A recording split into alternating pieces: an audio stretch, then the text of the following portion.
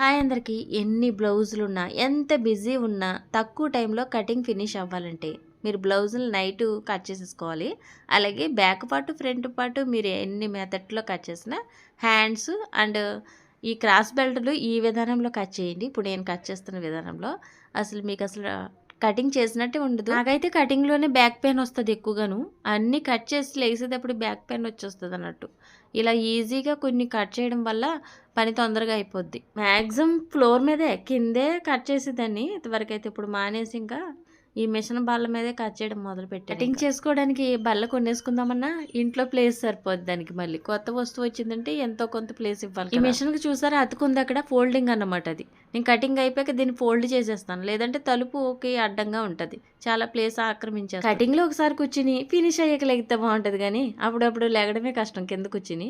కానీ డ్రెస్లు అయినా ఫ్రాక్స్ అయినా ఫ్లోర్ మీదే కటింగ్ బాగుంటుంది కదా.